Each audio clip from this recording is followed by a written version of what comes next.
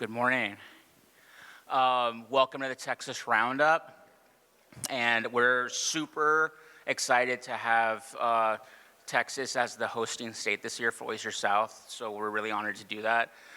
And we wanted to spend the next 45 minutes talking about the Texas oyster industry and where it's gone.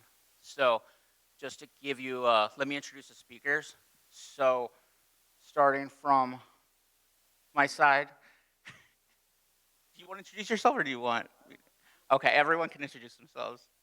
Hi, my name is Jim Meyn. I work at PMAR, Palacios Marine Agricultural Research. We are the largest oyster hatchery in Texas, and I like to say on certain metrics, maybe the largest in the Gulf, and glad to be here. Hi. Hello.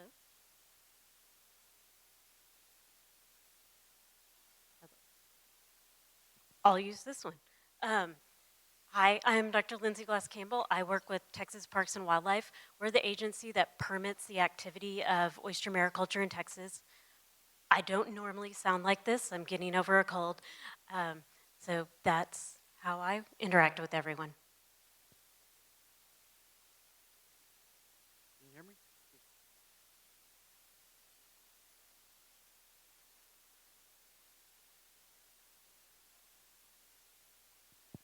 Hello. My name is Brad Lomax, and I guess I am the owner of a restaurant in Corpus Christi, Texas called Water Street Oyster Bar. We've been selling oysters in Corpus Christi since 1983. I am a failed oyster farmer. I worked very hard with a state rep to get the legislation passed, worked hard to get the first oyster permit ever issued in the state of Texas, and flamed out after about a year and a half. And I am currently chairman of Governor Abbott's committee to advise him on commercial oyster mariculture. Okay. Still no. Okay. I'll just pass it down. I'm Amy Belaire. We're permit number 7, Big Tree Oyster Company in Rockport, Texas, Copano Bay. Chris Hollenbeck. That's not. I'm associate professor and director of the Texas A&M Center for Marine Aquaculture. I'm Blake Whitney. I'm Blake Whitney with 3 Sisters. We are one of the newest producing oyster farms here in Texas. So thank you all for being here. I'm Mario Marquez. I'm the aquaculture specialist for Texas Sea Grant. And at least for the Texas people here, most of y'all know me. And if not, come up and say hi. But anyway, so I was going to share with y'all the quick, really 20-second history of the Texas oyster farming in respect to aquaculture. So in 2019, House Bill 1300 passed, and it allowed for aquaculture oysters to be, like off-bottom aquaculture to be legal in Texas. And then in 2020, Texas Parks and Wildlife set the program and adopted the program and set it forth. And the thing about it is that Texas is not like some other states. It's not like a one-stop shop. So Texas Parks and Wildlife is the umbrella agency, but you still have to work with, Army Corps, Texas Commission of Environmental Quality, Texas General Land Office, and things like that. And then in 2021, we started having our first farms. Brad was our first. He was our #1 permit. So it was pretty challenging, but as of right now, we have 17 permitted farms, over 140 acres, and we've got 33 farms in queue right now that are conditionally permitted. That are going through the permitting process. So hopefully by summer of 2026, we'll have over 200, probably 200 acres of permitted leases for farming. And the numbers as of 2025, we have harvested over 5 million oysters, and the economic valuation for that is about $3.2 million. So I don't think I'm missing anything else. No. Okay. Hel- Okay. Oh, I have to like touch it with my mouth. Sorry. Um, yeah. So Mario's right. In 2025, our permit holders harvested 3 million oysters, over 3 million oysters, which is more than double of what 2024 was. So it just keeps expanding. Yeah. So I'm going to start with some of the questions. Um, so how is Texas balancing the expansion of the COM permits with traditional uses like recreational fisheries, navigation, and wild reef conservation? I guess this is a permitting question.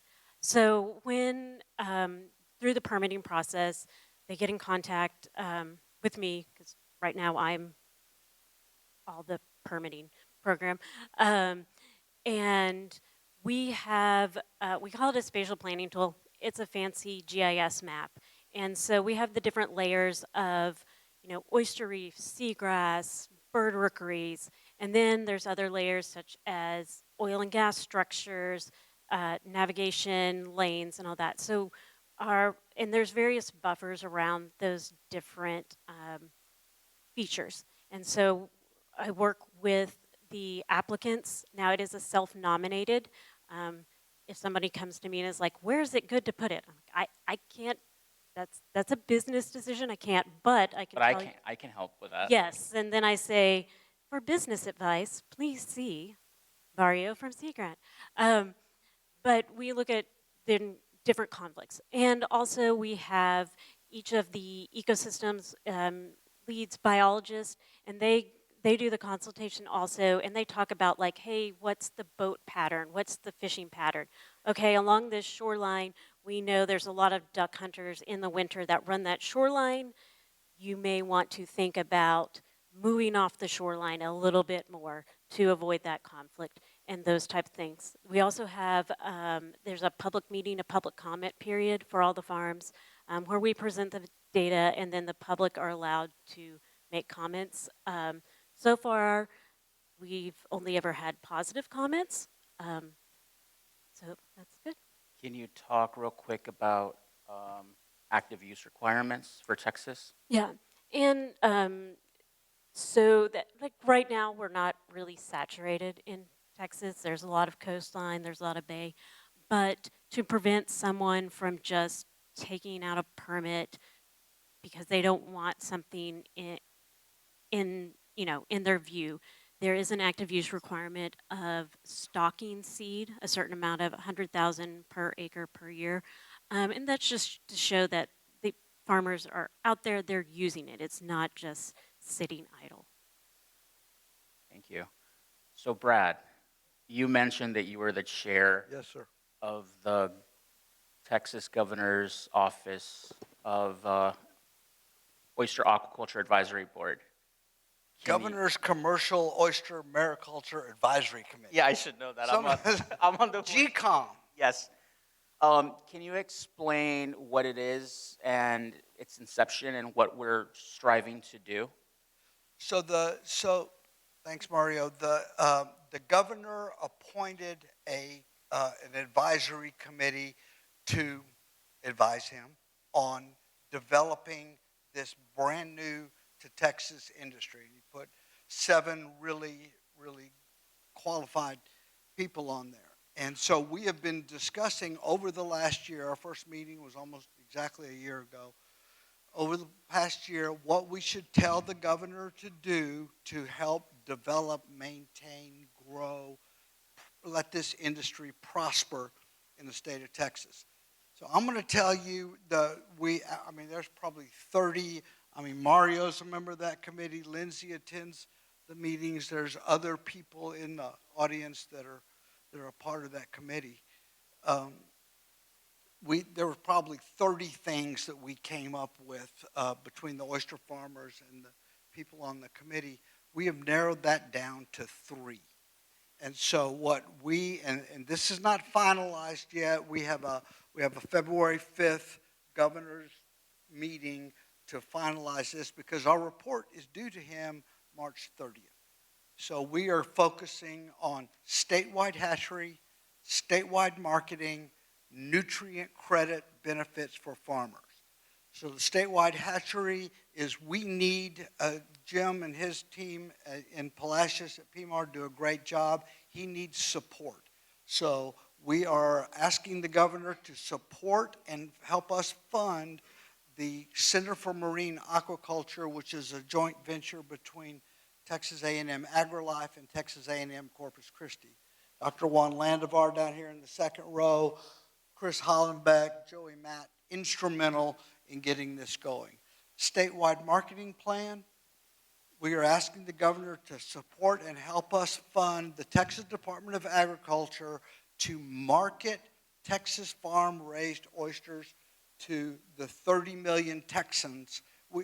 So there's 30 million Texans, and I guarantee you 29.5 million don't know what a Texas farmed oyster is, why they should eat it, and how it benefits the bays.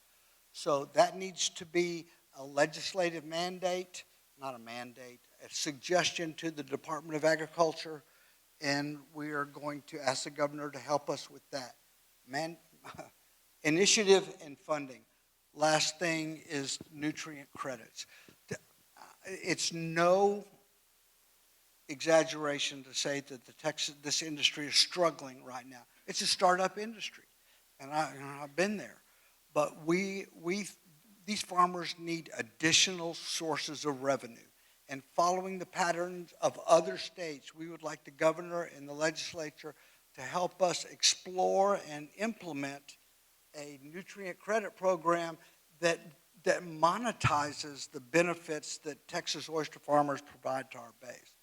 That's what we're working on. You know, Mario, there's another 25 things after that, but that's my time. It should be a mandate.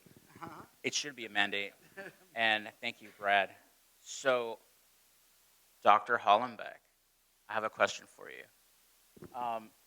Can you explain how our Texas coast is very unique, and the oysters are very different compared to the rest of the Gulf of Mexico and the East Coast?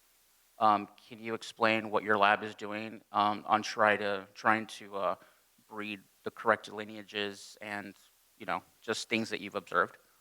Sure. So this is something that we've known for quite a while before the mariculture industry was proposed, that in South Texas we have a kind of a distinct population of oysters from the rest of the northern Gulf. And so very early on, and I'll let Lindsay elaborate on the regulations if this is part of that question, but we set out to try to describe those differences, understand what that means for oyster aquaculture, and how we can use that information, the fact that we have these different populations on the north part of the coast and the south part of the coast that seem to have different environmental tolerances and growth rates and shell characteristics and things, how we can take that information, understand it, and use it to breed oysters that are well adapted to the farms that they grow on, but also to select traits as efficiently as possible for off-bottom aquaculture. So that's a lot of what we've been doing for the last several years, is doing genetic studies from these populations, trying to understand how they respond to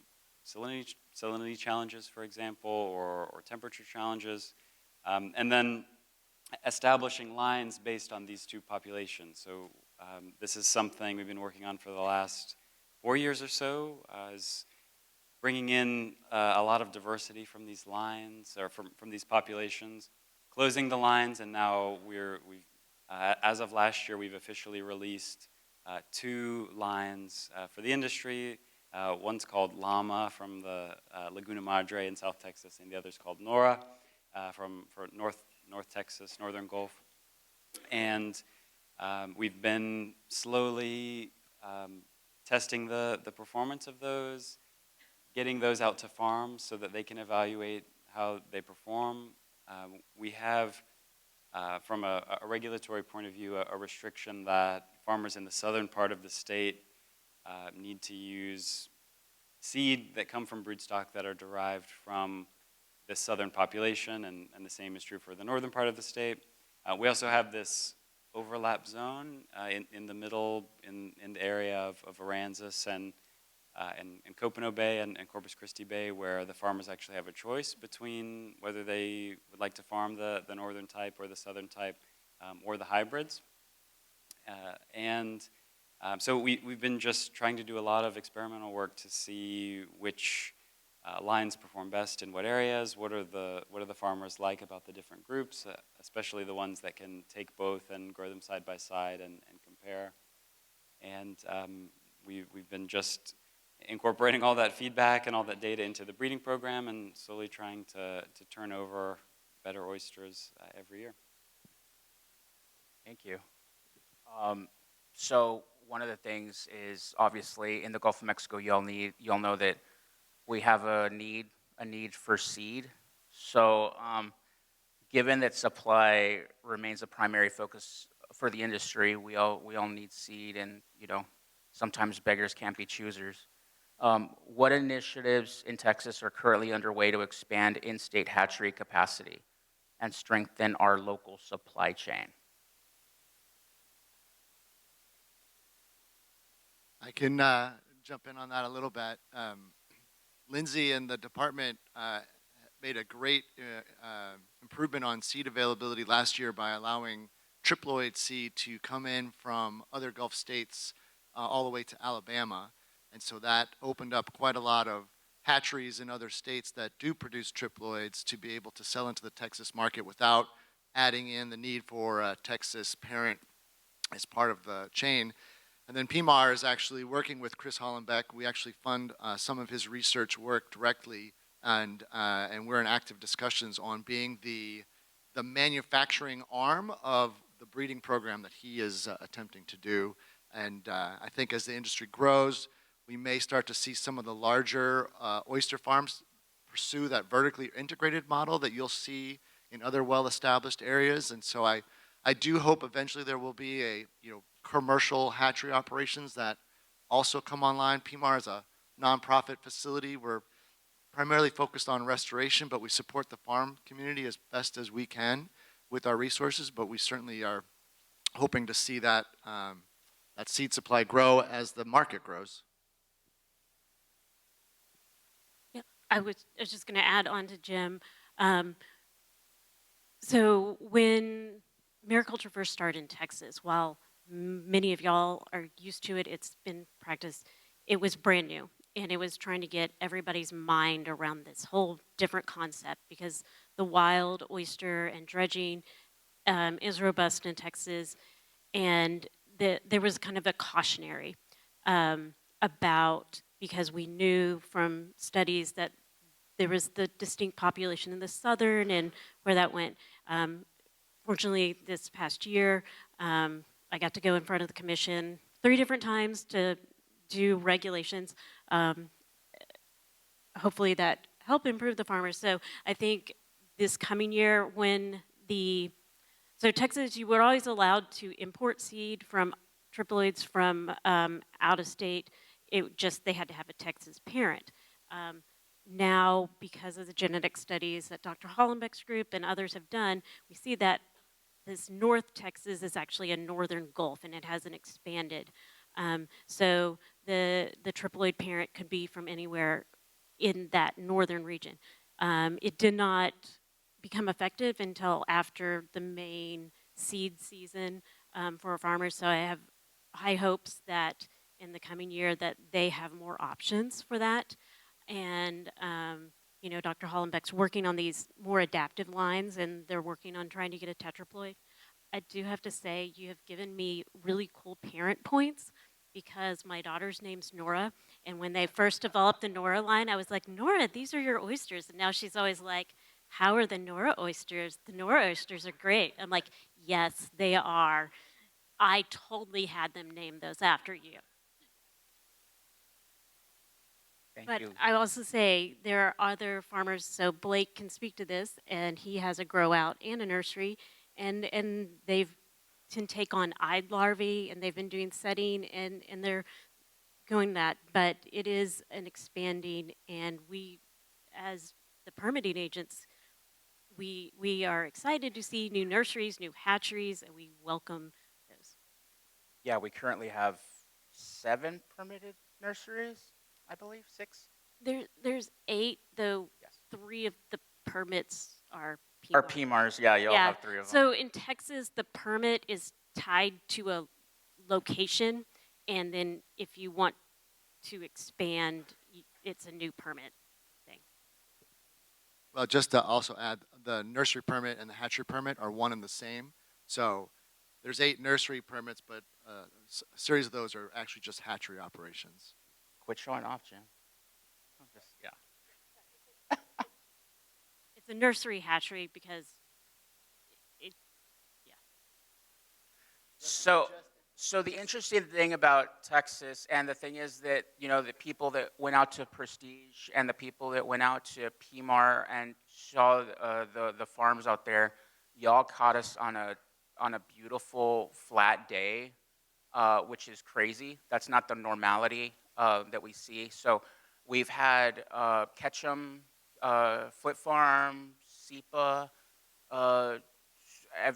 Submerge come out, and NOAA people too, and they're just like, oh my gosh, like, what are you dealing with? Because obviously we're not tidally driven, we're wind driven, so the farmers are always working in choppy areas. So the boots on the ground. So this is for the farmers. Between hurricanes, big freezes, and, you know, the Texas environment that you're dealing with, and obviously summer mortality events, which, Amy, you're part of the SUMS, the Oyster South SUMS project. How are you hardening your farm infrastructure to protect your investment? Or is it basically a trial and error?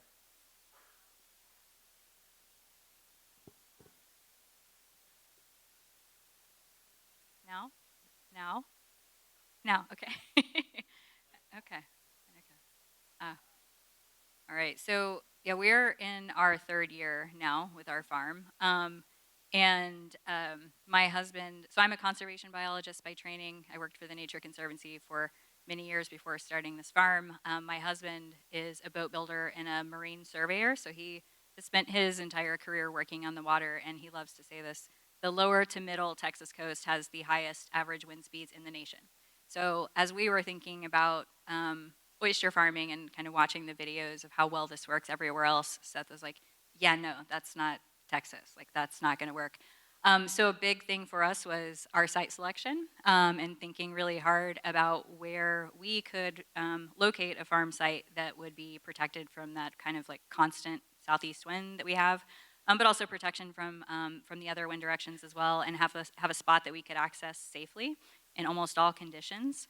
So that was a big part of it for us, and I think, you know, overall the ups and downs weather-wise that we've had over the past couple of years, that's proven to be a pretty good site that's worked out for us. But we also did upsize everything that we could upsize: our anchors, our ropes, our connecting hardware, all of that to kind of just adapt for what Texas is actually What like kind of gear are you using on your farm? We use the Oyster Grow cages, the 6-pack. The 6-pack. Mm-hmm. Amy has touched on a lot of the stuff that we looked at for site selection as well. Like she said, the predominant southeast wind, we've oriented our farm and our cages so that they ride the waves. And we've had to double anchor some of our spots just because they're super muddy. We have like 4 foot of mud, under 8 foot of water. And so just getting down there and screwing those anchors in was kind of rough, but especially in choppy water, didn't always go well. You could only work maybe half the day. Yeah, site selection was a big thing, and it took a long time to pick a site that was TPWD approved, GLO approved, all that sort of stuff. So it was just a big, long process. And we use Ketchum cages and Ketchum gear for all of our stuff, and it's worked out really well so far. So one thing that when we were starting this industry, I mean, still, I don't consider it an infant anymore. It's more like a toddler, but it's not really ready for, I don't know, okay, it's almost ready to go to first grade. But the thing is that one thing I kept on hearing about with the farmers, the way the farms that were starting was the labor realities. So finding skilled labor for like on the water work is very difficult. And it's the constant challenge. How are you guys automating the process for grading and tumbling to keep the overhead costs low? Or what challenges are y'all seeing with your finding good workforce for this industry? The short answer is we're not keeping labor costs low. But we lucked out. The Matagorda Bay Co-op is putting in a farm near us, and they're not in the water yet. We had a couple of guys that came and worked helping us set up the farm, one, so they could learn, and two, so they could help teach us, because they've been on the water their whole lives. And they really helped get us off the ground and in a good spot, and our farm built out in a really, I think, amazing way to help last through the future. And now they're set up to go do their own farms with a little bit of knowledge and a little bit of testing from our farm. And now we're kind of working into the H-2A visa worker process, and we're starting on that. Yeah, several farmers are actually using the H-2A visa farmers, and they're great. Yeah. Not cheap, but they're good. I guess, I mean, for us in Rockport, it feels, well, for any of you who have been to Rockport, it is a place where people who live there or move there, they want to be on the water, they want to work on the water. So I feel like we have been lucky in that respect, that we do find folks who really want to be part of this industry and learn about it and be part of it on our farm. And so we've been lucky, I think, in that respect. It also helps that, my husband, Seth, has worked for marine surveyors, or worked as a marine surveyor for a long time, so also knows plenty of people who love working really hard on the water. But I think to your question about kind of automating processes and that sort of thing, so we do tumbles. We have a tumbler to tumble and to grade and sort and all that. But we do, like at harvest, we hand sort with our team, pour all the oysters out on the table and hand sort them into bins because we know the customers, certain customers like different kinds of oysters, and we want to make sure that we can do that. So we are still old school in that way, low tech, but I think it works for now for where we are. And I honestly think you have the best data collection on your farm for size and seed and all this and that because, well, you're a scientist, you love data. Yeah. Well, it is true. I was just going to say,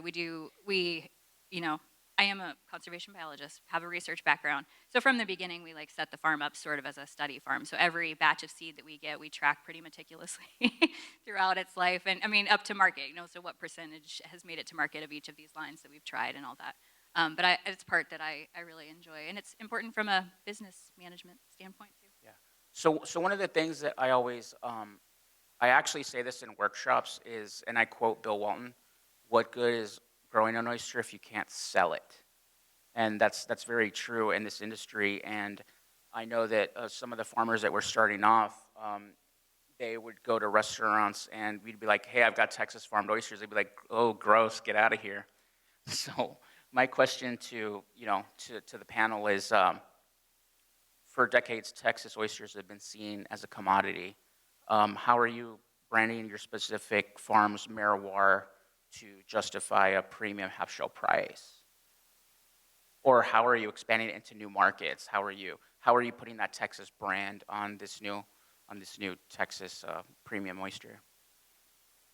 So I can start and then everybody can weigh in on this, but I think you're right that when people hear Gulf oyster, they know what to picture. They've had a preconceived notion of that for a long time. And then if you can get these oysters in front of them and shuck them and have them try them, they have a totally different, perspective on it. And I think that impression sticks with people. I think that, I guess the other thing that it does seem like it's getting traction, at least here in Texas, is, we have 400 miles of coastline. And with these farms and individual bay systems up and down the coastline, we are now having an opportunity to have a flight of oysters from different bay systems that, you know, if they're on a plate next to each other, they look different, they taste different. It's really cool to be able to have that experience, and I think that's starting to go somewhere. Yeah, does anybody else want? Well, let me talk from the restaurant perspective, and it is a bit of a sell because it's just so brand new, but it's also a great story. And what we have found, and I can't speak for the whole industry, what we have found at Water Street is that you know you've got to train the whole staff from top to bottom. Certainly, your servers are your salespeople, and if they recommend stuff, it's gonna sell. But at the same time, you have to get buy-in from your kitchen and from your chefs and from your shuckers and management. So that's why I say when we talk about the marketing program, we have to market up and down the hierarchy of restaurants and food service establishments. I can't speak for grocery stores or other retail outlets, but it's a great story and it's a great product. And Dr. Landivar, who just brought a bunch of people from Brazil into Water Street last week, and they had one of every kind. I think we're carrying 4 Texas farms at the Oyster Bar right now, and laid them out there with some Prince Edward Island. And don't judge me, I have customer requests for those. And Prince Edward Island and just the regular dredge Gulf, which we sell a lot of. And they chose the Texas farm-raised oyster. The people from, right, Dr. Landivar, the people from Brazil. So we're just gonna have to keep plugging, guys. We gotta get restaurant buy-in, and we have to get distributor buy-in. And I know Amy and Blake and AJ, everybody knocks on a lot of doors, and I really believe that that's what it's going to take, in addition to a statewide marketing program, because you can literally say the more of these you eat, the better off are the Texas bays. So from a data standpoint, with the harvest reports, the permittees added 77 different new restaurants just in 2025 that they sold directly to. And I know there are more because there are distributors, and 9 new distributors. And it's been great. I wasn't at the very start of the program, but start of things. The partnerships and collaborations, there's the Texas Indie Oyster Fest. That's awesome. And it displays all the farmers. And there's been great partnerships. Seafood Dude has taken on a champion. And in this day and age, the social media, and not just him, but others. And Oyster Master Guild, I think I've talked about it. They reviewed our oysters, and it's just been so wonderful. And I'll say, while Texas oysters and Texas waters are good, what makes these oysters great is the hard work and care of our farmers that make for a great oyster. Yeah, mentioning the Seafood Dude, I was actually talking about it last night, and we're just so blessed to have him here in Texas because he makes oysters cool, you know, and he gets us into... Hey, Mario, can I just say one thing? Yeah. And it's just, for some reason, the word Gulf, when it's associated with the Texas oyster, has a negative connotation. And I wish that wasn't true, but we've seen it, and we've seen it in some research. On the opposite side, when you say Texas Gulf shrimp, it has a positive connotation. So just another example of some of the hurdles we're going to have to get over. Sorry.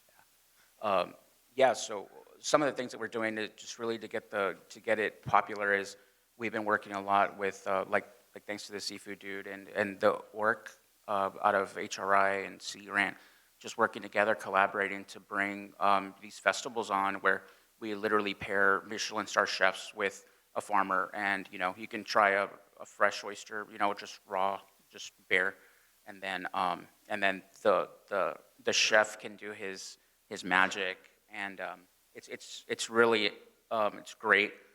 Um, so one thing that we have traditionally in Texas, and it just recently expanded, is their certificates of location. So it's aquaculture.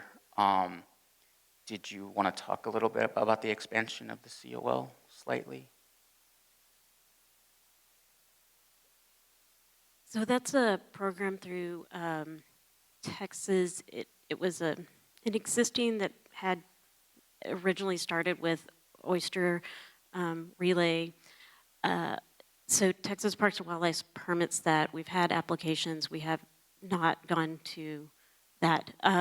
It is a form of aquaculture, though if you look at the NSSP definition, it's not, because it is the exclusive right to harvest a reef or an area for oysters.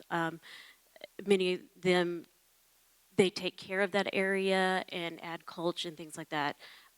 And so it is a form of aquaculture, but not under the definition of at the NSSP level. But they've allowed to expand it, and some are going for commercial, and then some are doing these for restoration. And so I think the best way to understand it is Louisiana calls it alternative aquaculture. So 5-year vision. So it's the 5-year vision.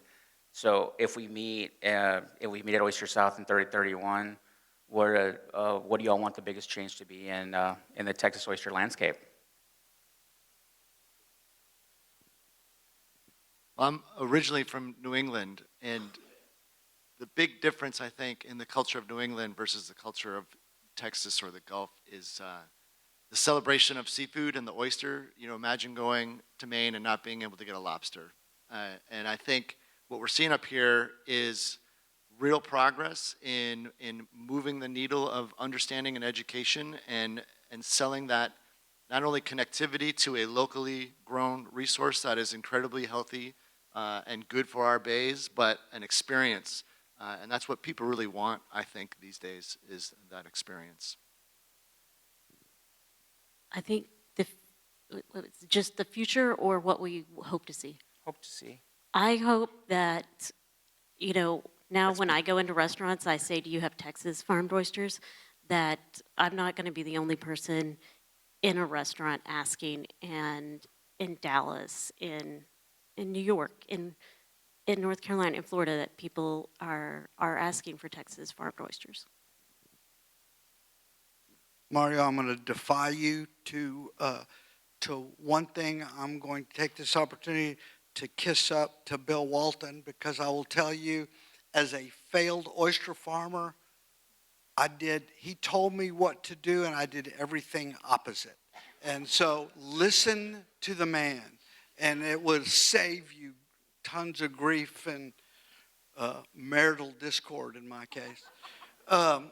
The second thing I'm going to say is the 4th annual Texas Oyster Roundup is going to be in Corpus Christi on February 28th, which we will feature all the farms that want to participate. We pay the farmers for their oysters, and we pay them a shucking fee. And it's a festival, it's fun, it's family oriented. Texas Agriculture Commissioner Sid Miller has committed to being there on February 28th, and Dr. Bill Walton, that's why I'm kissing up Bill, is committed to being there and being one of our speakers. So I urge y'all, come to Corpus Christi, February 28th. Lent will have started, so everything will be safe. Okay, I also have to follow up on that comment, because Bill, I watched your course at least 2 or 3 times with notes, and Bob wrote yours too. Watched both of those courses probably 2 or 3 times, honestly. And a huge help, like monumentally helpful. And that's one thing. I know Texas was last to get on board with this, but thank goodness that we had these amazing resources from you all that have gone before us that you were willing to share. Really, really helpful. And Seth and I are still married as a result. So, but to your question, Mario, sorry, about 5 years, I think, one thing about Texas is like Texas people love Texan things. That's a thing about Texas. We're so weird about it. But the Texas oyster thing, I don't think has really caught on, to Lindsay's point, in Texas. And I think once it does, hopefully it will really catch fire. But yeah, Texans really love Texas stuff. So hopefully that's where we are in 5 years. Okay, Chris, I hope I hear Texas tetraploid in that First on my conversation. list, yeah. So I think from a seed production and kind of research point of view, in 5 years, we would love to have stable tetraploid lines that are Texas tetraploids, which are something that's mandated by the regulations after a certain period. The hatchery and nursery infrastructure that Brad talked about would be huge for stabilizing seed availability. And another thing that we touched on that I hope that we can do is, and this is something that we've been working on, is using breeding as a way to differentiate Texas oysters and kind of taking sort of a marketing approach in that way. So, for example, we have this is another weird Texas thing for sure, but we have an all maroon Aggie oyster at the moment. Thank you.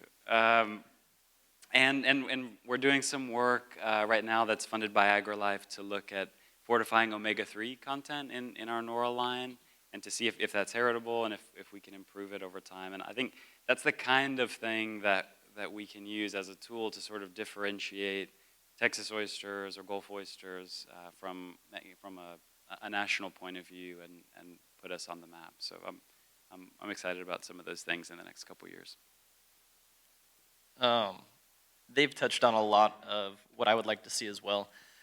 Stable seed supply, not just from different hatcheries, but constant throughout the year, even in winter months. So these two hatcheries, they kind of shut down during the winter and then pick back up. So we don't have seed available until the end of March, early April.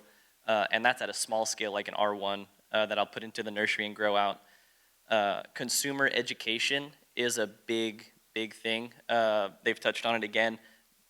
Brad Lomax was saying, 500,000 people in Texas might know what a Texas oyster is.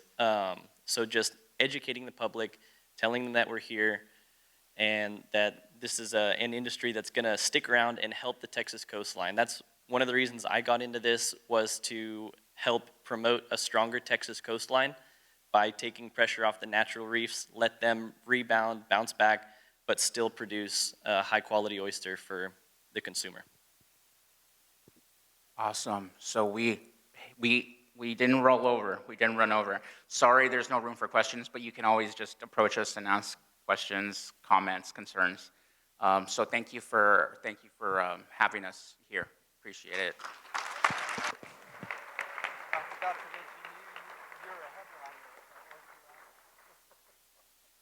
Yeah, I'll let somebody ask a question while we roll the podium out. So Earl?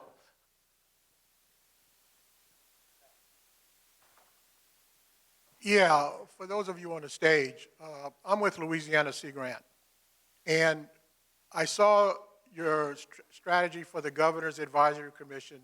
2 of the 3 strategies, marketing and nutrient credits, not only apply strongly to cage culture operations, aquaculture in your definition, but also to the traditional industry, where you place culture and you have a wild product. So as you know, in Louisiana, we have a very strong wild culture industry. So what is the sensitivity of how you market your product to that of the wild product? Do you have a strategy for that, to keep that sensitivity, and also for nutrient credit, so that you're not playing one type of fishery against the other? Yeah, what is your strategy? Do you have a strategy? And are you aware of the sensitivity between the 2 fisheries? We are charged with advising the governor on commercial oyster mariculture. That is what we're supposed to do, and that's what we're doing. I don't believe that the dredged oyster business is going anywhere. I sell, I saw Raz here somewhere. I sell prestige oysters in my restaurant, but I think that that industry has its own set of struggles that they're dealing with, and they've been established for a century. And what we are doing at the governor's Oyster Mariculture Advisory Committee is advising the governor on how this industry can take hold. So my question though is, in your marketing strategy, is there a difference in the marketing? Are you marketing oysters from Texas, or are you marketing oysters specifically for off-bottom versus something else? We are marketing off-bottom cage oyster mariculture in the state of Texas to Texans. Well, I shouldn't say that, to anybody who'll buy them. Thank you. I know what you're saying, and we're not worried about the dredging recreational wild reef population right now. We're worried about getting this industry going. Yeah, I understand. Thank you. All right. Thank you very much. Thank you again to the panel. A round of applause for everyone. Thank you for your time.